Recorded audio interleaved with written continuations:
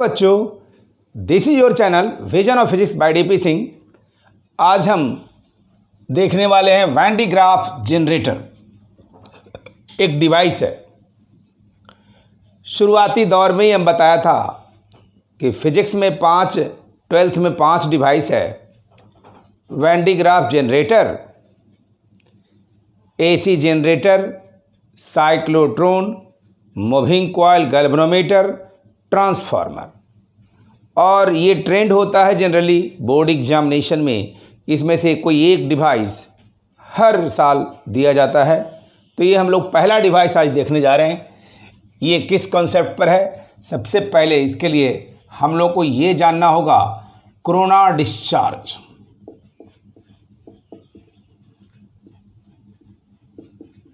ये समझते हैं पहले 2 मिनट।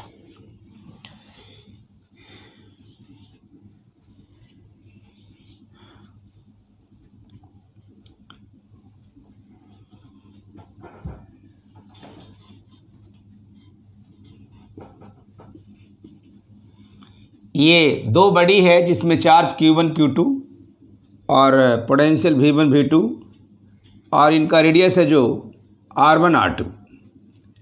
ये रेडियस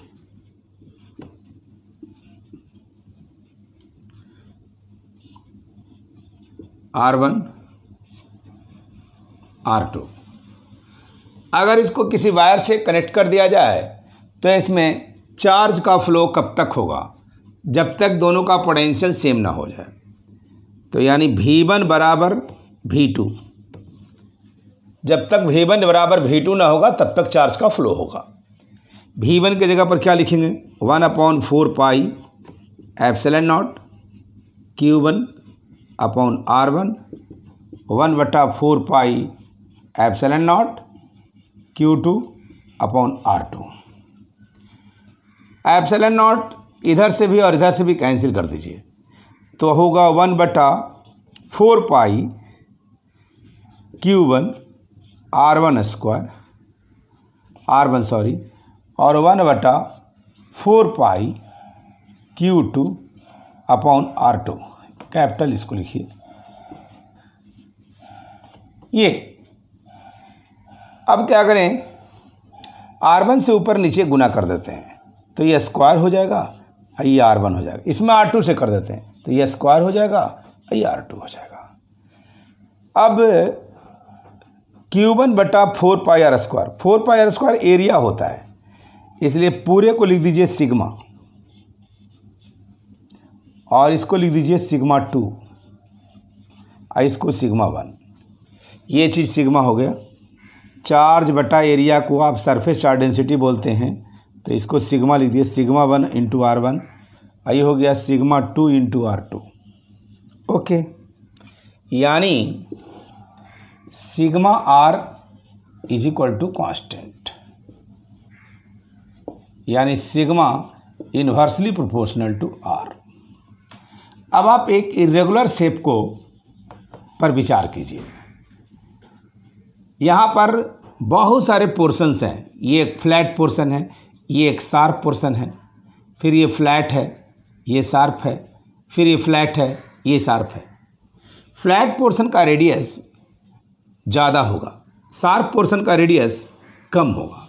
जिसका रेडियस कम होगा उसका सिग्मा ज़्यादा होगा। और आप जानते हैं इलेक्ट्रिक फील्ड बराबर होता है सिग्मा बाई एप्सिलॉन नॉट।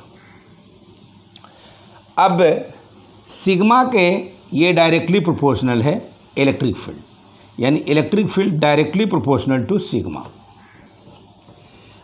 तो इसका मतलब क्या हुआ कि sigma inversely proportional to radius, electric field directly proportional to sigma. तो जहाँ पर शार्प एज है उनका रेडियस कम होने के कारण सिग्मा ज़्यादा, और सिग्मा अधिक हो जाने के कारण यानी surface charge density, electric field strong. यानी इन पॉइंट पे ये पॉइंट, चाहे ये पॉइंट या ये पॉइंट, ये सब पर शार्प होने के कारण इलेक्ट्रिक फील्ड यहाँ पर स्ट्रांग होगी और यहाँ का एयर आयोनाइज हो जाएगा। स्ट्रांग इलेक्ट्रिक फील्ड एयर को आयोनाइज कर देगा और एयर गुड कंडक्टर बन जाएगा। और गुड कंडक्टर जब बन जाएगा तो इस बॉडी का जो चार्ज है वो सराउंडिंग में फ्लो करने लगेगा। इस तरह के डिस्चार्ज को हम कोरोना डिस्चार्ज कहते हैं, क्योंकि यानी किसी बॉडी पर आप जितना भी चाहें उतना चार्ज नहीं दे सकते, उतना चार्ज वो कंटेन नहीं कर सकता। सराउंड में उसका चार्ज लीकेज होने लगता है, सराउंडिंग में उसका चार्ज लीकेज होने लगता है, और सराउंडिंग में चार्ज लीकेज होने का जो प्रोसेस है उसी को बोलते हैं कोरोना डिस्चार्ज। ठीक है, तो इसको हम लोग लिख लेते हैं थोड़ा।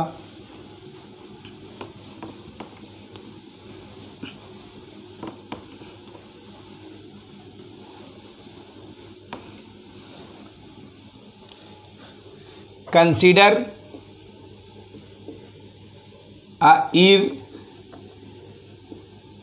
irregular shape of charged body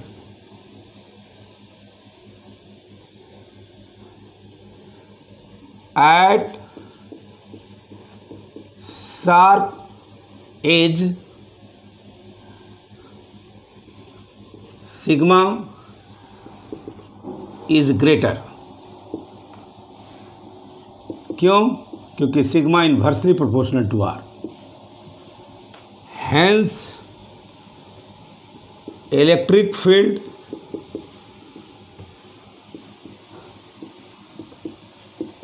E is also greater। क्यों? E directly proportional to sigma। Therefore air near the sharp edge gets break down, becomes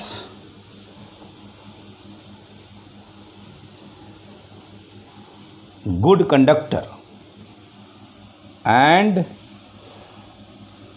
at sharp edge charge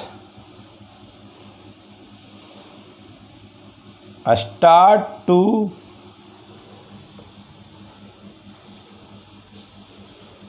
flow in surrounding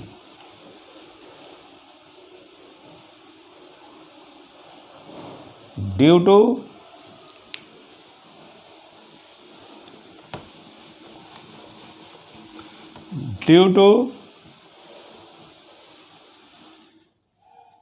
ionization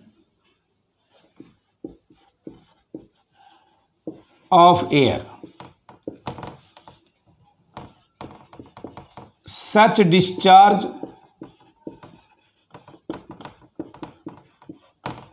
is known as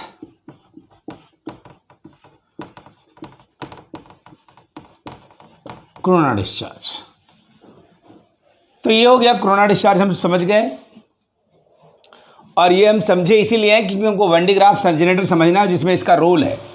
तो अब हम आपके सामने van de Graaff generator बताते हैं, उसी को समझना है बेसिकली हम लोग को।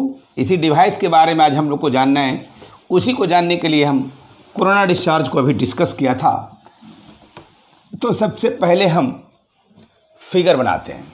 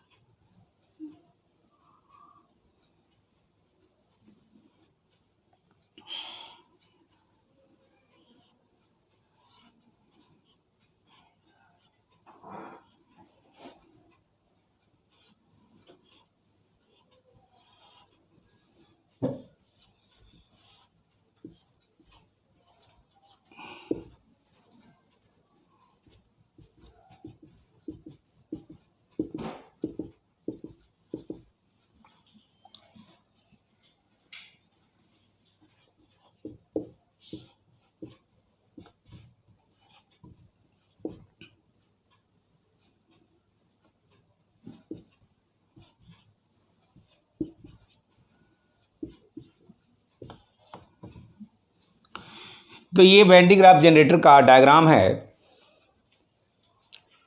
आपको किसी भी डिवाइस को लिखने के लिए पहला स्टेप तो फिगर है, दूसरा स्टेप प्रिंसिपल है, तीसरा स्टेप कंस्ट्रक्शन है और चौथा स्टेप वर्किंग थ्योरी है। ये 5 नंबर में जनरली पूछा जाता है।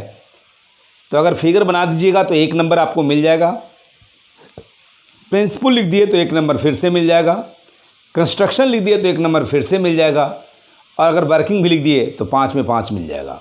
ये इसका मास कंपोजिशन है। तो इसको हम लोग समझते हैं। सबसे पहले हम लिखेंगे, फिगर तो हम बना चुके हैं, इसके बारे में डिटेल समझाता हूँ। सबसे पहले प्रिंसिपल, ये प्रिंसिपल क्या है? इसके 2 प्रिंसिपल है। पहला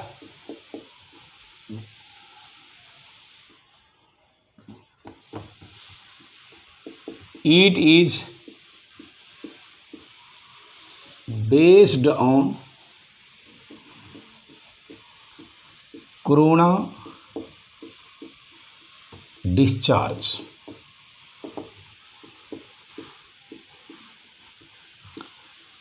charge always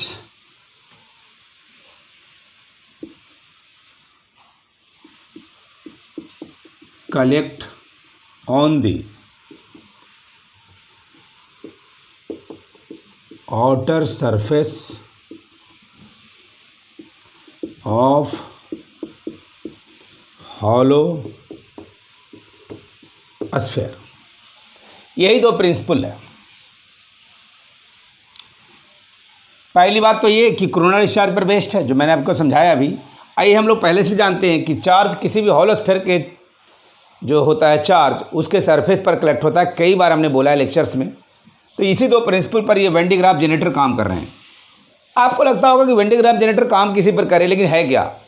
basically when D Graaff generator की ऐसी व्यवस्था है, एक ऐसी डिवाइस है जिसमें बहुत ज़्यादा मात्रा में चार्ज डेवलप किया जाता है और जब इसके सरफेस पर चार्ज हो जाता है, ये सरफेस देख रहे हैं जो, इसी पे चार्ज डेवलप होगा, तो इसका वोल्टेज बहुत हाई हो जाता है और इसका वोल्टेज नियर अबाउट 10⁻⁷ वोल्ट के आसपास चला जाता है। तो इतने हाई वोल्टेज पैदा करने के लिए डिवाइस की आवश्यकता है और ताकि आप किसी चार्ज पार्टिकल को एक्सेलरेट करें। अब आपको लगता होगा कि ये डिवाइस चलिए इतना वोल्टेज डेवलप कर लिया, लेकिन इसकी आवश्यकता क्या है? तो मैं आपको बताऊं, किसी चार्ज पार्टिकल को एक्सेलरेट करना है, वोल्टेज दीजिएगा तो उसमें एक्सेलरेशन आ जाएगा। आप पढ़ें Rutherford experiment, alpha particle bombarded on gold thin foil. तो भाई अल्फा पार्टिकल को हाथ से पकड़ के प्रोजेक्ट तो नहीं कर दिया गया होगा ना, कोई डिवाइस ही उसको प्रोजेक्ट किया गया होगा, तो उसी जगह पर इसकी आवश्यकता हो सकती है। तो ये है वेन डी ग्राफ जनरेटर का मतलब। अब हम इसका कंस्ट्रक्शन के बारे में बताते हैं।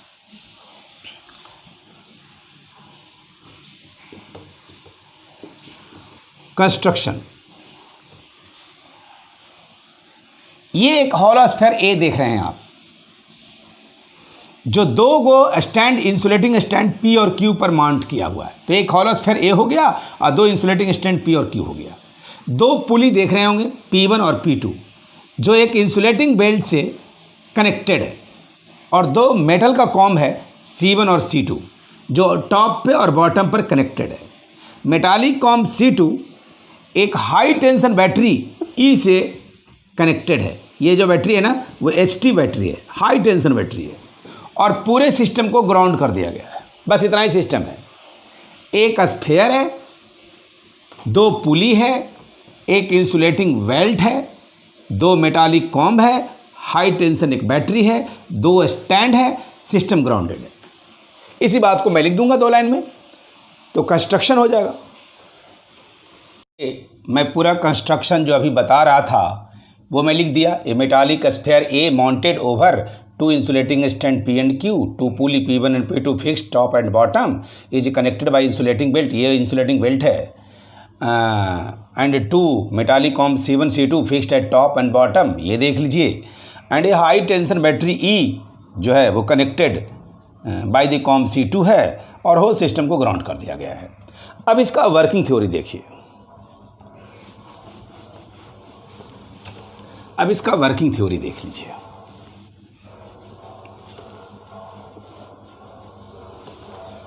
वर्किंग थ्योरी ये है कि ये जो कॉम्ब है, ये कॉम्ब का ये क्या है, पॉइंटेड है, शार्प एज है, यहाँ रेडियस बहुत कम होगा, इसलिए जहाँ पर रेडियस कम होता है, पॉइंटेड रहता है, शार्प एज रहता है, वहाँ पर कोरोना डिस्चार्ज की घटना होती है। और ये हाई टेंशन बैटरी से कनेक्टेड है, पॉजिटिव प्लेट से कनेक्टेड है, तो क्या करेगा कि यहाँ का हवा प्लस माइनस में बदल जाएगा, आयोनाइज हो जाएगा। माइनस को ये कॉम्ब अपने तरफ खींच लेगा और प्लस को ये कॉम्ब रिपेल कर देगा, तो यहाँ जाके चिपक जाएगा। फिर से सुनिए, पॉजिटिव प्लेट से जुड़े रहने के कारण, हाई टेंशन बैटरी होने के कारण यहाँ का हवा आयोनाइज प्लस माइनस में हुआ, और माइनस को पॉजिटिव प्लेट से जुड़े होने के कारण ये कॉम्ब पॉजिटिव है इसलिए खींच लिया अपने तरफ और पॉजिटिव को रिपेल करके यहाँ चिपका दिया। अब ये इंसुलेटिंग बेल्ट ऐसे रिवॉल्व कर रहा था, तो ये प्लस चार्ज कुछ क्षण में यहाँ पहुँच जाएगा। इसको मोटर से या हाथ से घुमाया जा रहा है, बार बार पुली घूम रही है, तो ये बेल्ट यहाँ से चार्ज लिया था, यहाँ लेके पहुँचा दिया। जैसे ही यहाँ लेके पहुँचा दिया, थोड़ा कॉम्ब को और मैं ऐसे पीछे बना देता हूँ ताकि आपको दिखाई दे, तो यहाँ पर फिर से कोरोना डिस्चार्ज होगा और फिर यहाँ का हवा प्लस माइनस में टूटेगा।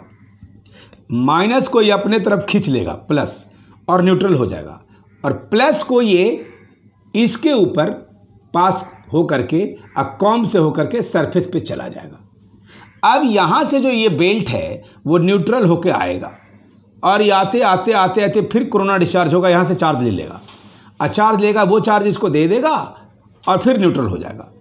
ये प्रोसेस बार बार चलता रहेगा और बार बार इसके सरफेस पर चार्ज कलेक्ट होता रहेगा। एक ऐसा समय आ जाएगा जब चार्ज इसके ऊपर काफ़ी मात्रा में डिपॉजिट हो जाएगा और उस समय इसका वोल्टेज का range near about 10 to the power 7 volt के आसपास आ जाएगा। और ये वेन डिग्राफ जनरेटर इसी तरह से इसका वर्किंग होता है, इसी मेथड से ये काम कर रहा है। तो आप अब समझ गए होंगे कि इसमें एक तो कोरोना डिस्चार्ज का कंसेप्ट लगा जो प्लस माइनस में टूटा, और दूसरी पॉइंट जो मैंने बोला वो ये कि ये जो हॉलोस्फीयर ए है, इसके सरफेस पर चार्ज अगर जमा होने का इसका प्रॉपर्टी ना होता तो इसके सरफेस पर ये चार्ज नहीं आता। तो इसलिए हमारे जो दो प्रिंसिपल हमने पढ़ा, एक कोरोना डिस्चार्ज और दूसरा charge always reside on the surface of hollow sphere, ये दोनों इसमें अप्लाइड हो रहा है, इन दोनों का एप्लीकेशन यहाँ पर हो रहा है। तो यही इसका वर्किंग थ्योरी है। पूरे सिस्टम को ग्राउंड करने के पीछे रीज़न ये है कि ये जो पोटेंशियल डेवलप होगा वो पोटेंशियल डिफरेंस ना हो करके, चूँकि अर्थ का पोटेंशियल जीरो होता है तो ये पोटेंशियल कहलाएगा। और ये दोनों स्टैंड को इंसुलेटिंग लेने का भी मकसद ये है कि अगर ये स्टैंड इंसुलेटिंग ना रहता तो जो चार्ज इस पर जमा हुआ था वो सब ग्राउंडेड हो जाता, मतलब अर्थ में चला जाता, ग्राउंड में चला जाता, ये भी ग्राउंड में चला जाता। इसलिए इन दोनों को इंसुलेटिंग रखा गया है। और बेल्ट को इंसुलेटिंग रखने का कारण ये है कि अगर ये बेल्ट कंडक्टिंग होता, इंसुलेटर नहीं होता, तो यहाँ जो चार्ज आया था ये बेल्ट में चारों तरफ फैल जाता, यहाँ से लेकर के यहाँ तक, और फैलने के बाद ये चार्ज कमज़ोर हो जाता। तो यहाँ चार्ज जो कमज़ोर होता तो हवा को आयनाइज नहीं कर पाता। तो तीन रीजनिंग भरी बात होगा। पी और क्यू को इंसुलेटिंग इसलिए लिया गया क्योंकि ये जो चार्ज है वो धरती में न चला जाए, अर्थ में न चला जाए, ग्राउंड में न चला जाए और ये चार्ज समाप्त ना हो जाए। और दूसरी पॉइंट्स मैंने बोला कि भाई बेल्ट इंसुलेटिंग क्यों लिया, ताकि चार्ज डिस्ट्रीब्यूट होकर कमज़ोर ना हो जाए और कोरोना डिस्चार्ज की घटना यहाँ पर ना कर पाए। और ग्राउंड लेने का मतलब क्या है, ताकि ये जो पोटेंशियल वो पोटेंशियल कहलाए, पोटेंशियल डिफरेंस ना कहलाए, ग्राउंड का पोटेंशियल जीरो होता है। तो ये तीन रीजनिंग पॉइंट इस पर बना और ये वर्किंग थ्योरी आप समझ गए कि हवा का आयोनाइजेशन एक बार यहाँ हो रहा है और एक बार यहाँ हो रहा है। यहाँ हो करके ये चार्ज लेके चला और यहाँ चार्ज दे दिया और न्यूट्रल होकर के बाद प्रोसेस रिपीट कर रहा है। तो इस पॉइंट को हम थोड़ा वर्किंग थ्योरी में लिख देते हैं। ये देखिए वर्किंग थ्योरी जो हमने बताया लिख दिया। Since the high tension battery connected with comb C2 जो कि ये है, hence air near C2 gets ionise in the form of positive ion and negative ion. यहाँ का हवा प्लस माइनस में टूटा जो मैं पहले बताया। Positive ion repel towards the belt and sticked with the belt. Positive charge को आप रिपेल किया और बेल्ट के साथ स्टिक कर गया, चिपक गया। Negative ion attracted by the comb C2 due to positive character, और ये पॉजिटिव कैरेक्टर का चार्ज है इस पर क्योंकि पॉजिटिव प्लेट से जुड़ा हुआ है, इसलिए इसने खींच लिया। Since the pulley is rotating, ये पुली चूंकि घूम रहा है, therefore positive charge carry by belt near the upper comb C1, ये जो पॉजिटिव चार्ज है ये बेल्ट के द्वारा कैरी करके कहाँ चला गया, ये C1 के पास चला गया, इसका C1 नाम है यहाँ पर। And again corona discharge takes place, air gets ionise, यहाँ पर फिर से कोरोना डिस्चार्ज हुआ, प्लस माइनस में टूटा।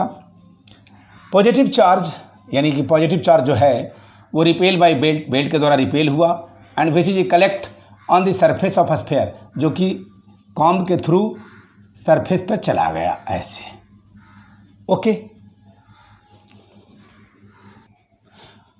एंड हमने बोला पॉजिटिव चार्ज इसके थ्रू होकर के इस पर सरफेस पर जमा हो गया, और नेगेटिव आयन जो है वो बेल्ट को अट्रैक्ट करके बेल्ट को न्यूट्रल कर दिया। अब फिर से यहाँ से न्यूट्रल बोल्ट आया और फिर से चार्ज उठाया, फिर ये घटना हुई। यह प्रोसेस बार बार रिपीट होता है और इस पर चार्ज बार बार कलेक्ट होता है। एक टाइम ऐसा आता है जब इसका वोल्टेज 10 के पावर 7 वोल्ट के आसपास आ जाता है, और इसी प्रिंसिपल पर, वर्किंग थ्योरी के आधार पर ये वैन डे ग्राफ जनरेटर कार्यरत है, जिसके बारे में मैंने आपको हर जानकारी दे दी, रीजनिंग भी बता दिया है आपके इस वीडियोज़ में कि भाई दोनों इंसुलेटिंग बेल्ट इसको क्यों लेते हैं, इंसुलेटिंग स्टैंड क्यों और ग्राउंडेड क्या है, ये इसकी भी बातें हमने कह दी है इस वीडियो में, तो आप सब समझ गए होंगे। चलिए, तो आज यही था वैन डे ग्राफ जनरेटर। पिछले लेक्चर में पूछे गए सवाल का आंसर और आज का सवाल। पिछले लेक्चर में पूछा था 2 कैपेसिटर जो सीरीज में जुड़ा हुआ है, जिसका ब्रेकडाउन वोल्टेज V और V है, तो इस कॉम्बिनेशन का कौन सा ऑप्शन सही होगा, 2C 2V C/2, ये हमको करेक्ट करना था। आपको जैसा कि पता है कि जब सीरीज में होता है दो आइडेंटिकल कैपेसिटर, तो उसका इक्विवेलेंट कैपेसिटी C/2 हो जाता है, तो जो C/2 होगा वही आंसर होगा। तो C/2 एक B में दिख रहा है और एक D में दिख रहा है। अब आपको बता दूं आप कि जब सीरीज में रहता है तो V और V मिल करके 2V हो जाता है, V जुटता है और C हाफ हो जाता है, V प्लस V, क्योंकि पोटेंशियल अलग अलग होता है लेकिन चार्ज दोनों में सेम जाता है, जितना चार्ज इसमें उतना ही चार्ज इसमें, तो ये V प्लस V 2V, 3 को रहता तो 3V और C/2, यानी C/2 2V, D ऑप्शन होगा। और अब आज का सवाल, Van de Graaff generator is used for producing high voltage, producing low voltage, both A and B and none. तो इसका जवाब आप कमेंट बॉक्स में लिख के देंगे हमको। थैंक यू, आज इतना ही।